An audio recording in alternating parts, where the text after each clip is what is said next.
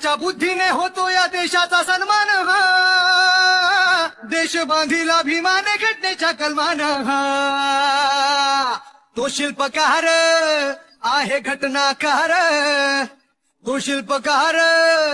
आहे घटनाकार झुकले त्याच्या पुढे दुःख